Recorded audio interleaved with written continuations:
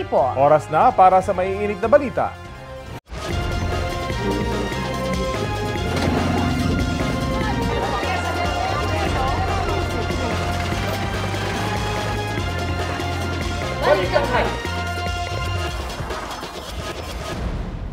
The International Criminal Court is now in session. Rodrigo Roa Duterte.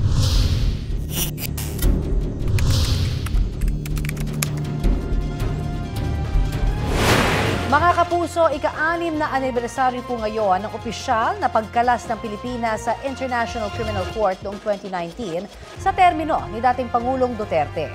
Kaugnay niya, nagkilos protesta ang ilang kabataan para ipanawagang bumalik ang Pilipinas bilang miyembro ng ICC. May ulat on the spot si Manny Vargas ng Super Radio DZBB. Manny? Yes, Rafi, hindi madaanan ng mga motorista itong eastbound lane ng Recto Avenue tapat ng University of the East Manila. Busin ito na nagpapatuloy ng kilos protesta ng humigit kumulang 50 kabataan at barikada ng mga polis. Panawagan ng mga nagrally, arestuhin ang lahat ng general na sangkot sa Oplan Tokwang noong Administrasyong Duterte upang papanagutin sa pagkamatay ng marami sa ngalan ng kampanya kontra droga. Sa gitari ng anibersaryo ng pagkalas ng Pilipinas sa International Criminal Court, nananawagan ng mga relista sa pagbalik ng Pilipinas sa ICC. Tinarangan ang mga relista ng mga kasapi ng Manila Police District para pigilan ang tangkang paglapit nila sa Menjola. Sa mga sandaling ito, nananatiling ang sarado itong eastbound lane ng Recto Avenue kung saan ay pinaliliko ang mga sasakyan na galing ng area ng Santa Cruz ito sa bahagi ng Loyola Street. Rafi? Maraming salamat, Manny Vargas ng Super Radio DZBB. Bago pa man ang susunod na hearing sa Setyembre, kinumpirma ni dating Presidential Spokesperson Harry Roque na kukwestiyonin nila ang jurisdiction ng ICC sa pag-aresto kay dating Pangulong Rodrigo Duterte. Nakausap din ni GMA Integrated News reporter Maris Umali ang ilang taga-suporta ng dating Pangulo na nagpunta sa The Hague para iprotesta ang pag-aresto. Mula sa The Netherlands, narito ang kanyang report. Naging emosyonal ang ilang OFWs mula pang France na dumalaw dito sa Scheveningen Prison para ipakita ang suporta kay dating Pangulong Rodrigo Duterte. Matyaga silang nag-aabang sa labas ng kulungan, di iniinda ang matinding lamig. Alam nilang di naman nila makikita pero ito raw ang simpleng paraan nila para ipakita ang suporta at pagmamahal sa kanya. Sana raw makita ito ng International Criminal Court. Alam namin yun na hindi namin makikita si tatay, pero kailangan namin siyang suportahan kasi mahal na mahal namin si Tatay Digong sa Mindanao. Dumalaw din sila sa ICC at nagpunta sa simbahan para ipagsindi ng kandila at ipanalangin daw si Duterte. Babalik daw sila sa March 23 para dumalo sa Malawakang Rally at may pagdiwang din ang kaarawan ni Duterte sa March 28. Mapakinggan ng ICC yung boses ng mga Pilipino. Kasi di mo alam, ang napakadami talagang Pilipino na for Duterte. Sa ngayon, at tanging si dating Executive Secretary Salvador Medialdea pa lang ang formal na tumatayong abogado ng dating Pangulo. Sabi ni Attorney Harry Roque, nakausap na niya ang British-Israeli lawyer na si Nicholas Kaufman, na kabilang sa mga isinumite nilang pangalan sa ICC para maging counsel ni Duterte. I have confirmed kung sino yung lead counsel. And the only one na na-recognize ang hukuman is Attorney Bingbong Medialdea. Hindi ko alam kasi hanggang ngayon wala pa rin kaming permiso to enter the detention facility. No? But nagkausap kami ni Attorney Hoffman at nag-aantay pa rin kami. Batay sa website ng law firm ni Kaufman, naging prosecutor siya ng International Criminal Tribunal for the former Yugoslavia at International Criminal Court sa The Hague. Sabi ni Roque, pinaplano nilang questionin ang jurisdiksyon ng ICC bago pa nakatakdang susunod na hearing sa September 23. Naghahanda na kami ni VP Sara isang taon nang nakakalipas, okay? And everything that we expected to happen, in fact, happened. So meron kaming contingency for everything that has happened. Sa September 23, nakatakda ang confirmation of charges hearing para malaman kung may sapat na ebidensya na nagpapakitang may substantial grounds na nagawa ng suspect ang mga akusasyon. Batay sa arrest warrant ng ICC kay Duterte, may reasonable grounds para paniwala ang responsable si Duterte bilang indirect co-perpetrator para sa crimes against humanity. Sa datos ng Philippine Drug Enforcement Agency, mahigit 6,000 ang napatay noong gyera kontra droga ni Duterte. Ayon sa Commission on Human Rights, umabot yan sa 27,000. Mahigit 8,000 naman sa tala ng United Nations High Commissioner for Human Rights. Sa reklamong pinahaharap kay Duterte sa ICC pre-trial chamber, ang isinama lang ay yung di bababa sa 24 na napatay mula 2016 hanggang 2019 noong war on drugs ng Administrasyong Duterte. At di bababa sa 19 na napatay noong 2011 hanggang 2016 sa pamamagitan ng Davao Death Squad. Ayon sa isa sa 5 Pilipinong ICC-accredited lawyer na si Attorney Joel Ruiz Butuyan, hindi layunin sa ICC trial na patunayan ang lahat ng pagpatay. Kailangan lang anyang maipakita ng prosekusyon kung naging systematic at ginawang polisiya ang pagpatay bilang solusyon sa iligal na droga at kung magkakaugnay ang mga patayan. Widespread and systematic sa papakita yon. Mag-represent taho sila ng mga sample incidents that will prove na talagang ginawang pulisiya yung pagpatay bilang solusyon sa illegal drugs. Yung prosecutor po ibibigay kay former President Duterte yung ebidensyang gagamitin laban sa kanya sa trial. Malaking pribilehyo sa kanya kasi sa atin dito sa Pilipinas walang ganon. Napaka-fair ho yung mangyayaring trial. Sabi ni Roque, hindi siya aalis ng the Netherlands nang hindi kasama si dating Pangulong Duterte. Sa ngayon, si Vice President Sara Duterte pa lang daw ang nabigyan ng permiso na makadalo sa dating Pangulo. Mariz Umali nagbabalita para sa GMA Integrated News. Balikan natin ang ilang tagpo sa unang pagharap ni dating Pangulong Rodrigo Duterte sa pre-trial chamber ng International Criminal Court nitong Biyernes. I would like firstly to confirm your identity. Could you provide us with your full names, please? I'm Rodrigo Roa Duterte. That's my first middle name is Roa. The surname is Duterte. My birth month day is March 28, 1945. I was born in the province of Leyte in the Philippines. Nilinaw ng ICC pre-trial chamber na hindi pa yon ang simula ng paglilitis laban sa dating Pangulo para sa crimes against humanity, kaugnay ng war on drugs ng kanyang administrasyon at sa Davao Death Squad. Ipaniliwanag doon ang saklaw ng kaso, pati ang mga karapatan ng dating Pangulo sa ilalim ng Rome Statute. Sa naturang hearing, kinwestiyon ng tumatayong abogado at dating Executive Secretary ni Duterte na si Salvador Medialdea ang pagkakaaresto sa dating Pangulo. Sagot naman ni Presiding Judge Yulia Mutok, pwede ang talakayin bago ang confirmation of charges hearing sa September 23. Doon din malalaman kung may sapat bang ebidensya laban sa dating Pangulo. Inungkat din ni Medialdea ang mahinaan niyang kalusugan ng dating Pangulo. May sagot din dyan ang ICC judge. My client, an elderly man with debilitating medical issues, hard of hearing and poor of sight, he was taken to a hospital for observation. Have I met him for the first time with less than an hour to discuss legal issues? The court's doctor was of the opinion that you were fully mentally aware and fit, and that you have undergone further checks and tests at the detention facility. Sa September 23 nga itinakda ang confirmation of charges hearing ni dating Pangulong Duterte sa ICC sa The Hague sa The Netherlands. At kaugnay niyan, kausapin natin ang isa sa ICC accredited lawyer at chairperson ng Center for International Law, Attorney Joel Butuyan. Magandang umaga at welcome po ulit sa Balitang Hali. Magandang umaga, Rafi, at sa lahat ng ating kababayan na nanonood ngayong umaga. Apo, halos 6 na buwan pa bago yung September 23 confirmation of charges hearing. Bakit po ganito kahaba yung pagitan? Rafi, kasi itong period na to, itong virtually 6 months na period na to, ang mangyayari, bibigyan ng chance yung depensa, yung kampo ni former President Duterte, na una, maghain ng mga challenges, no? Pwede nilang i-challenge ang validity ng warrant. Pangalawa, yung validity ng implementation of the warrant of arrest.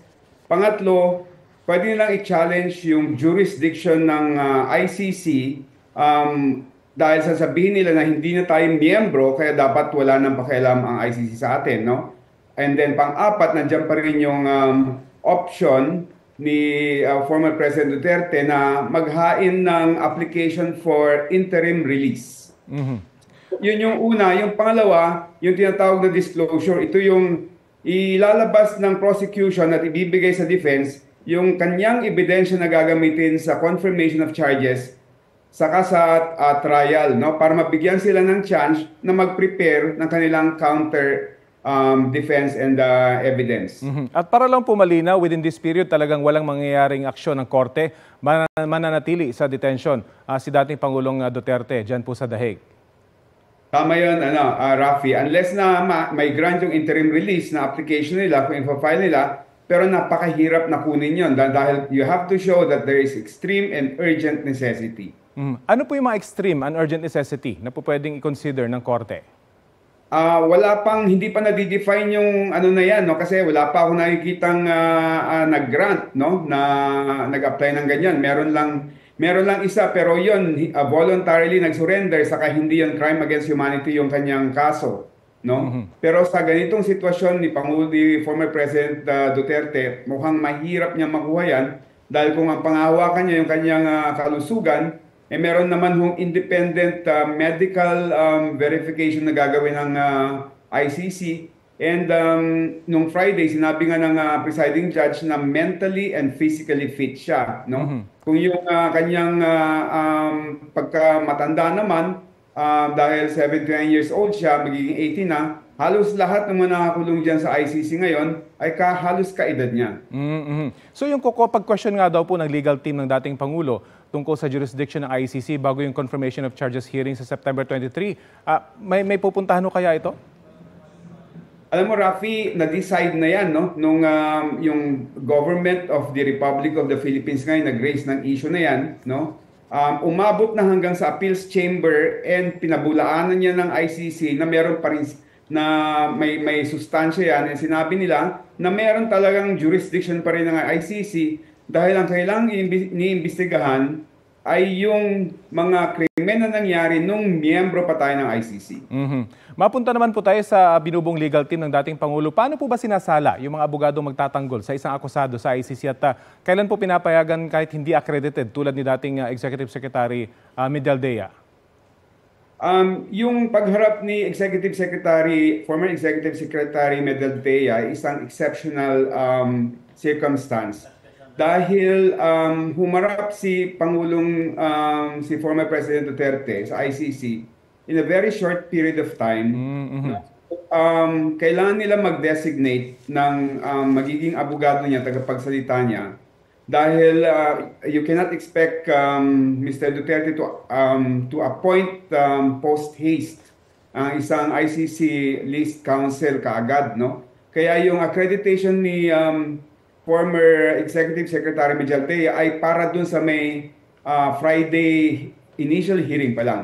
Pero kung magta-trial na, magko-confirmation of charges, kailangan list counsel ang pupunta, no? At magsasalita, no? Although, when you form a team to represent a defendant like Mr. Duterte, yung head ng team mo will have to be a list counsel. Siya yung magsasalita, siya yung pipirma ng mga pleadings. Pero sa baba naman, pwede naman siyang mag-hire ng hindi list counsel sa ICC. Sila yung mga tutulong sa supporting roles. No?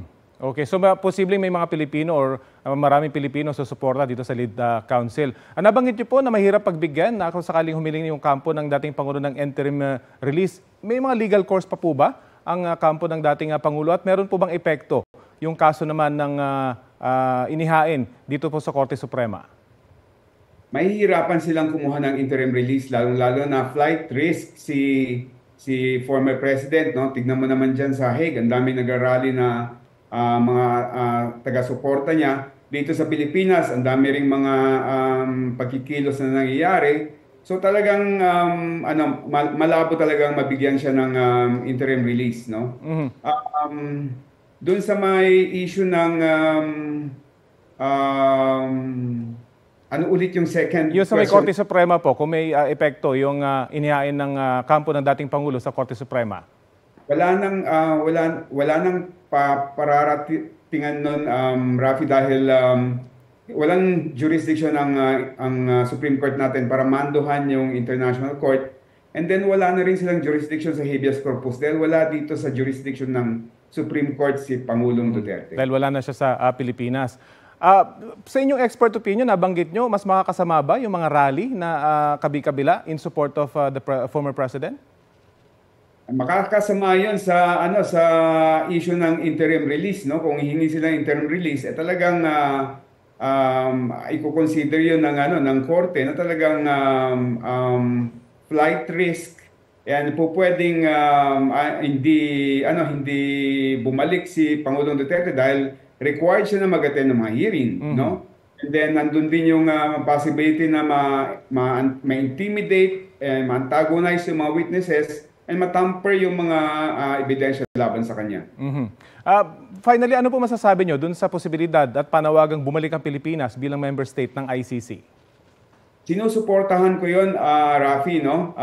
Dahil alam mo, yung ganitong klaseng mga krimen, crime against humanity, po pwedeng maulit-ulit sa ating bansa, no? Kaya para din sa proteksyon ng mga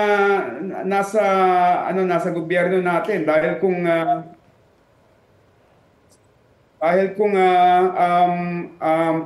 kalaban yung kanilang kasunod na administrasyon at sila ay babawi, potentially they can be victims of crimes against humanity as well. Okay, sige po. Maraming salamat po sa oras na ibinahagi nyo sa Balitang Hali. Salamat, Rafi. Si Attorney Joel Butuyan, Chairperson ng Center for International Law.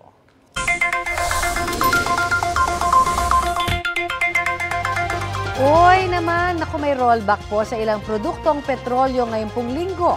Ay sa clean fuel at sea oil, may 20 centavos na bawas singil sa kada litro ng diesel. Epektibo po yan bukas. Walang paggalaw para sa gasolina. Ang sea oil naman, may bawas singil din na 40 centavos sa kada litro ng kerosene. Wala pang anunsyo ang ibang kumpanya ng langis. Ayon sa Department of Energy, kabilang sa mga nakapagpapababa sa presyo ng produktong petrolyo, ang posibleng oversupply at inaasahang pagtamlay ng demand sa ibang bansa.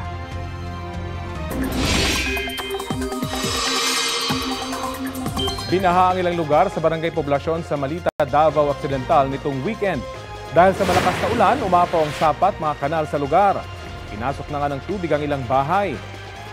Sa bayan ng Don Marcelino, pansamantalang isinara ang isang bahagi ng kalsada sa barangay North Lamidan dahil sa landslide. Pumambalang doon ang mga bato at gumuhong lupa mula sa bundok.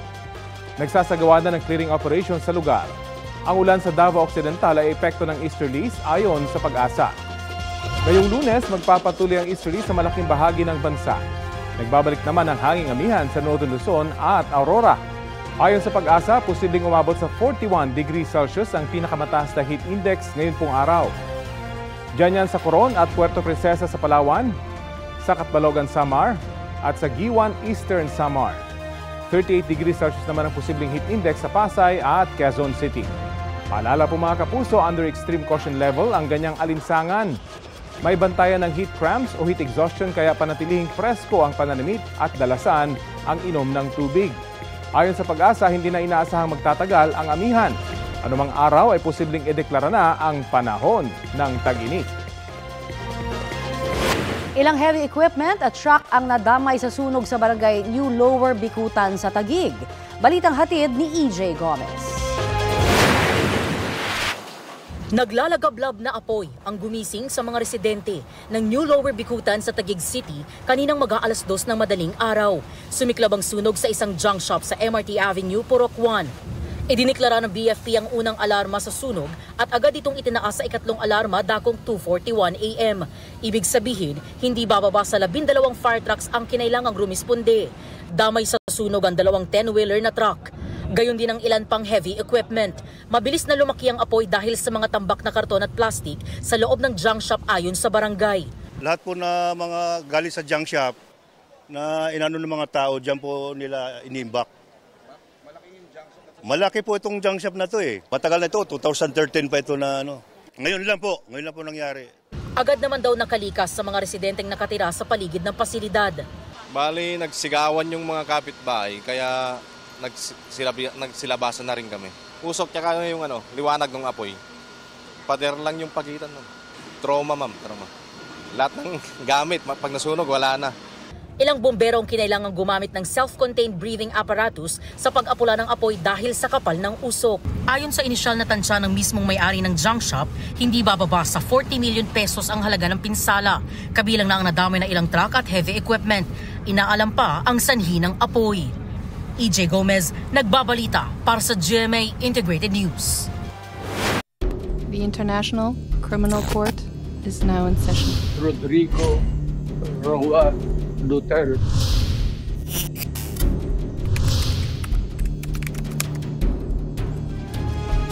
Handa si dating PNP Chief Oscar Albayalde na humarap sakaling iparesto rin ng International Criminal Court.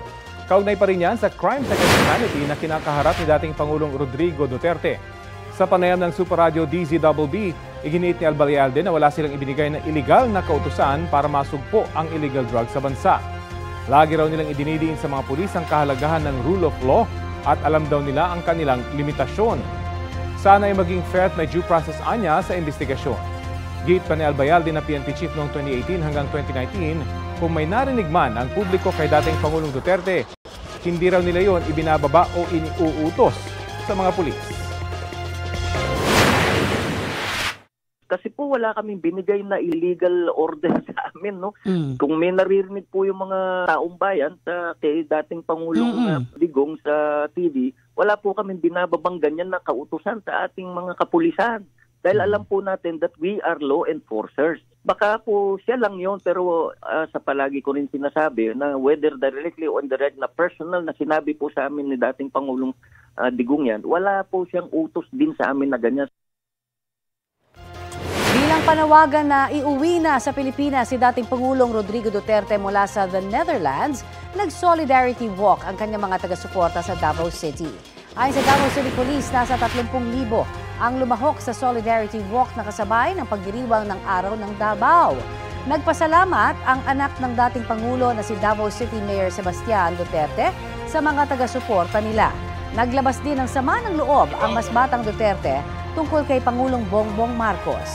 Sa isang video message naman noong Sabado, nanawagan ang common law wife ng dating Pangulo na si Hanilet Abansenia sa kanilang mga taga-suporta na huwag sumuko hanggat hindi pinapauwi ang dating Pangulo. Wala pang sagot ang Malacanang sa mga naturang pahayag. Pero una nang sinabi ni Pangulong Bongbong Marcos na sinunod nila ang legal na proseso ng arestuhin ang dating Pangulo. Maghangyo ko sa inyo. Di tabundang at di siya bubalik. Ngayon tayo nag-inabuso na siya during sa iyang presidency. Wala nag-abuso. Walang awat. Uspo na ko, last year, January, giingnan taga Marcos, wag yung kay utang kabubuton. Ang imong amahan, ipalubong sa akong amahan. Ang akong amahan, ipapreso nimo.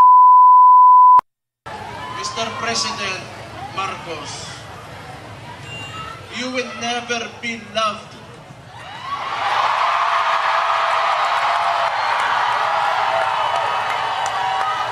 Especially to us who are calling out Rudy Duterte's name, you will never be loved.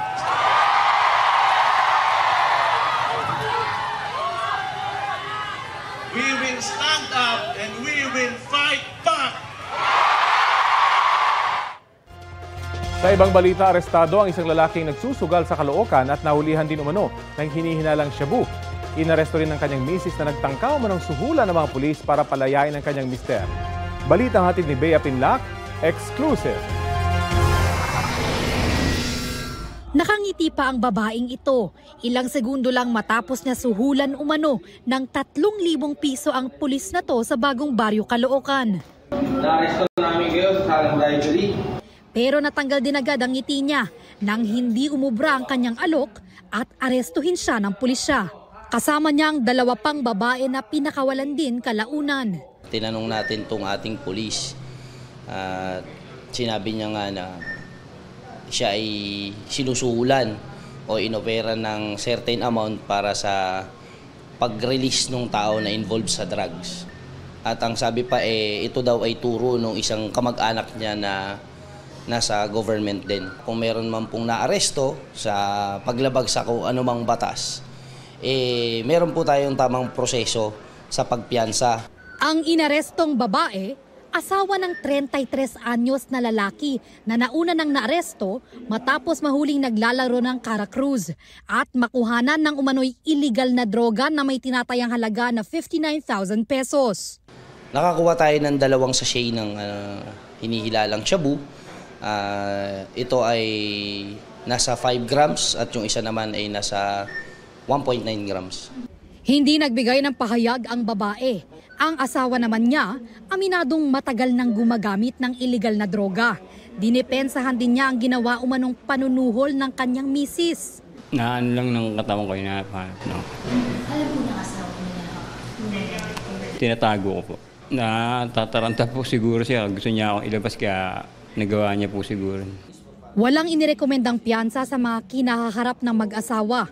Bukod sa illegal gambling, reklamong paglabag sa Comprehensive Dangerous Drugs Act ang isinampa laban sa lalaki at corruption of public officials naman sa babae.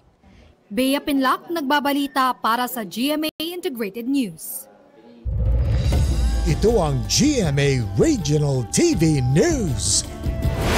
Mainit na balita mula sa Luzon, hatid ng GMA Regional TV. Natagpo ang patay ang isang batang babae matapos umanong gahasain sa Lupi, Camarines Sur.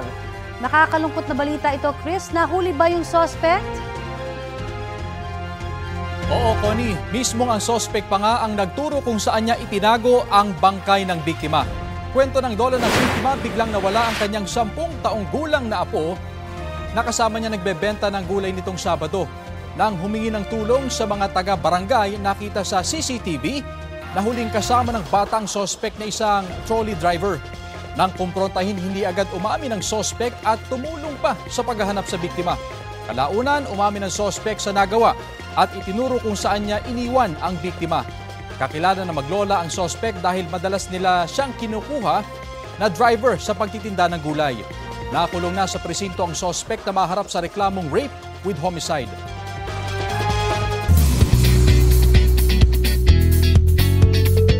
Mare at pare, big update tayo from Big Brother ngayong Monday. Sumakses si Ivana Alawi sa kanyang task bilang house guest sa Pinoy Big Brother Celebrity Collab Edition. Hindi talaga ako housemate. Ha? I knew it! Isa akong house guest. At ngayon din ako aalis. Na-shock ang kapuso at kapamilya housemates. Very emotional pa ang ilan sa kanila nang malamang babalik na sa outside world si Ivana.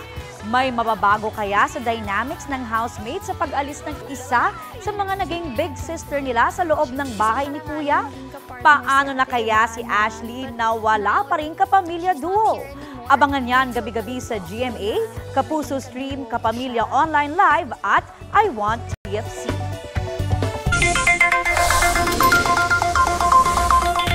Ngayong Kwaresma, tumaas po ang presyo ng isda sa ilang palengke sa Metro Manila. Guys, sa Trabaho Market sa Maynila, 280 pesos ang kada kilo ng galunggong. 200 pesos hanggang 220 ang kada kilo naman ng bangus. Habang tilapia ay nasa 140 pesos hanggang 160 pesos po ang kada kilo.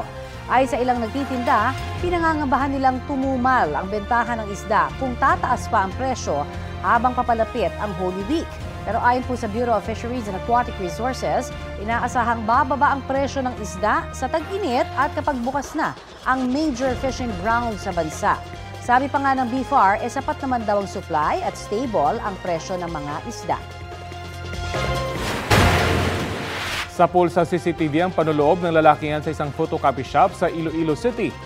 May kinukuha siya sa isang cabinet sa tindahan.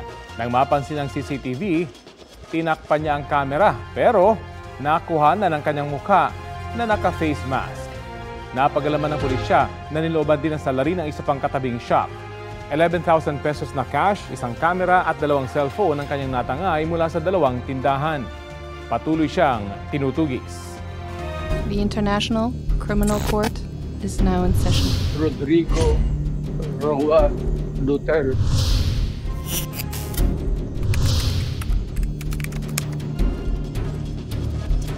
Nakabisita na po si Vice President Sara Duterte sa Scheveningen prison sa the Netherlands kung saan nakadetain si dating Pangulong Rodrigo Duterte.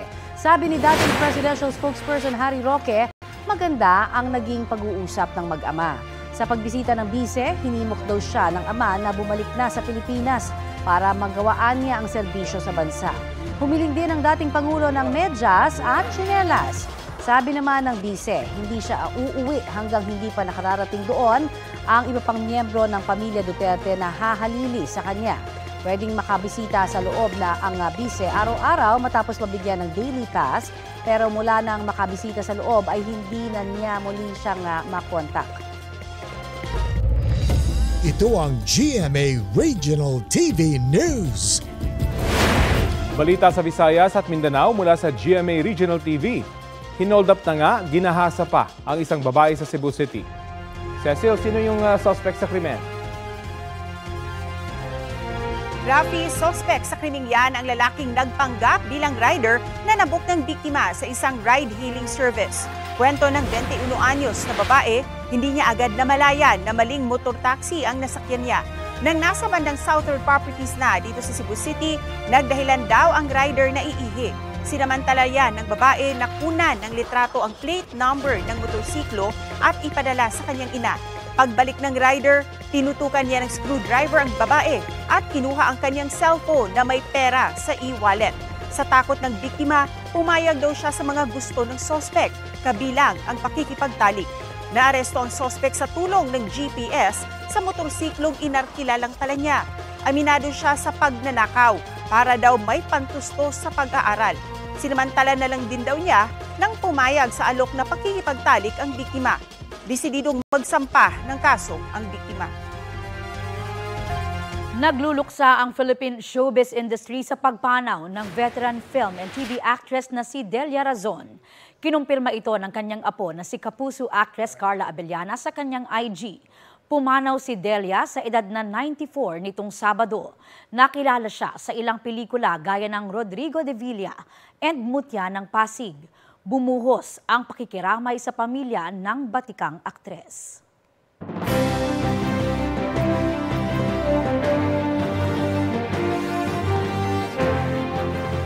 Nakipag-usap si Attorney Angelo de Alban sa mga pamilya ng mga may neurodevelopmental disabilities. Nakiusap si Senador Bongo na ipagdasal si dating Pangulong Duterte. Sinabi niya yan sa pagdiriwang ng Araw ng Davao na dinaluhan din ni Philip Salvador. Social Services at Kabuhayan ang tinalakay ni Leody de Guzman sa Cavite. Tinalakay ni Kiko Pangilinan ang kahalagahan ng food security at agrikultura. Si Ariel Querubin iginiit ang pagpapalakas sa maritime defense. Isinusulong ni Benher Abalos ang special housing package para sa mga OFW. Si Bam Aquino ayuda sa maliliit na negosyo kapag mahal ang bilihin ang isinulong. Patuloy naming sinusundan ang kampanya ng mga tumatakbong senador sa eleksyon 2025. Dano Tingkungko, nagbabalita para sa GMA Integrated News. Nag-inspeksyon si Transportation Secretary Vince Dizon sa ilang istasyon ng MRT3 ngayong Lunes. Kabilang sa pinuntahan ni Dizon ang mga istasyon ng Taft, Ayala at Shaw para alamin ang sitwasyon doon ng mga pasahero tuwing rush hour.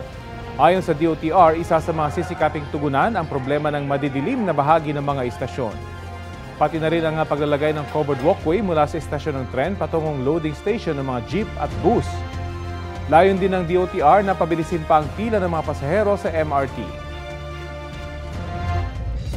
Ito ang GMA Regional TV News.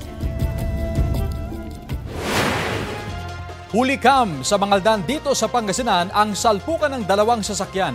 Maluwag ang kalsada noon sa National Highway sakop ng Barangay Anulid nang biglang mapunta sa kabilang lane ang isang sasakyan. Nakabangga nito ang kasalubong na kotse. Muntik pang madamay ang isa pang sasakyan. Walang nasaktan sa insidente. Nagkaaregluhan naman ang dalawang panig.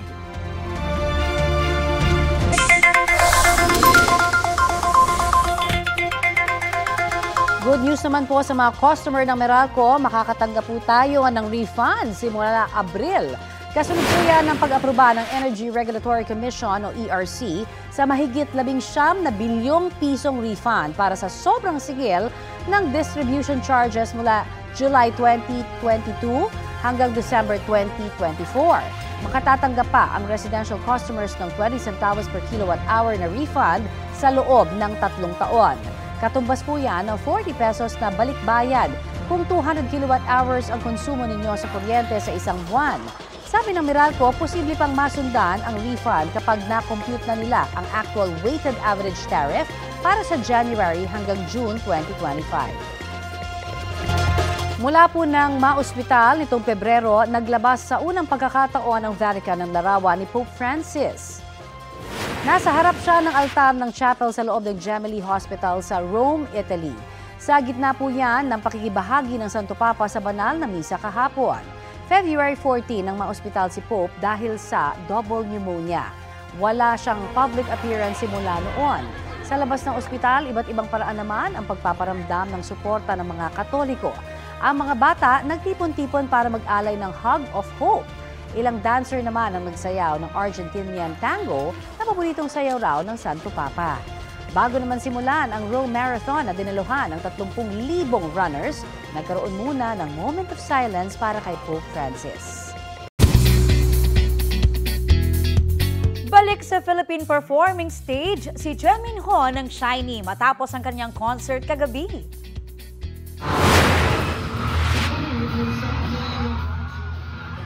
Yan ang pangmalakasang performance ni Minho sa Manila leg ng kanyang Min of My First concert sa Quezon City. Anlihiyawan ng Philo Shawls sa killer dance moves at awesome vocals ng K-pop superstar. Nakijam din sila sa ilang hit songs ni Minho na View, Callback at Affection. Bago ang concert, humarap din si Minho sa kanyang media conference. 2023 huling bumisita sa bansa ang K-pop idol para sa isang fan meeting. Hindi lang daw Mary Grace Piatos ang questionabling pangalan ng nakapirmang tumanggap umano ng confidential funds mula sa opisina ni Vice President Sara Duterte. Ayon kay House Deputy Majority Leader Paulo Ortega V, meron ding Miggy Mango, Jay Camote at 5 Dodong na magkakaibang apelyido na nakapirma raw sa acknowledgement receipts ng OVP para ipaliwanag ang paggasta sa confidential funds. Sabi ni Ortega, makatutulong ang mga natuklasan nila sa impeachment trial ni VP Duterte.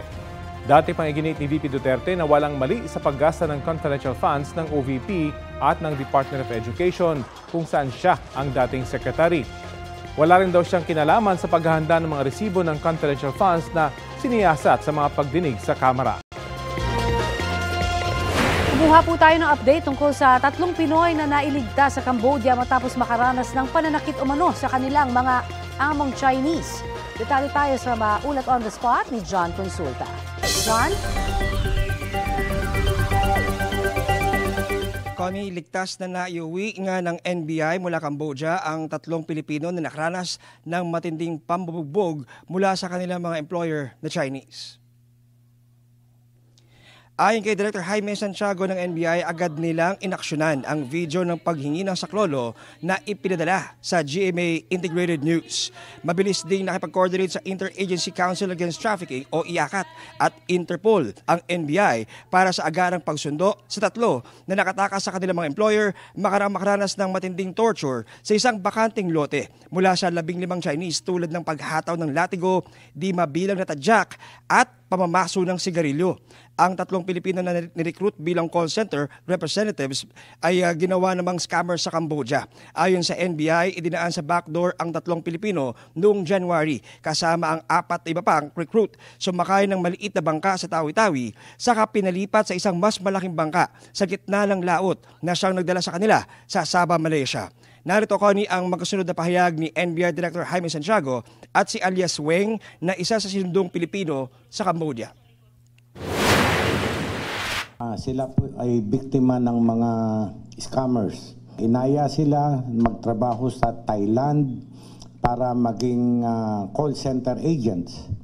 But then dinala sila sa Cambodia at naging scammer sila. Una po, maraming salamat po sa Diyos sa pangalawang buhay po sa aming 3.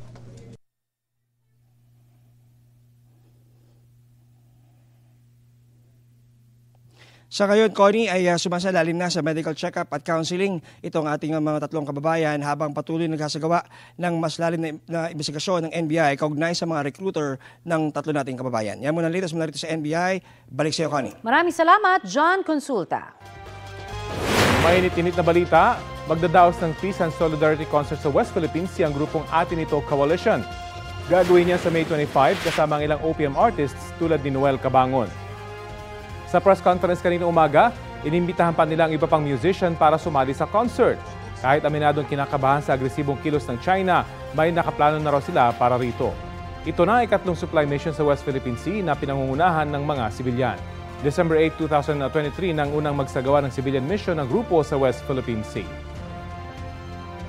At ito po ang Balitang Hali. Bahagi kami ng mas malaking misyon. Ako po si Connie Sison. Rafi Timo po. Kasama niyo rin po ako, Aubrey Carampel. Para sa mas malawak na paglilingkod sa bayan. Mula sa GMA Integrated News, ang News Authority ng Filipino.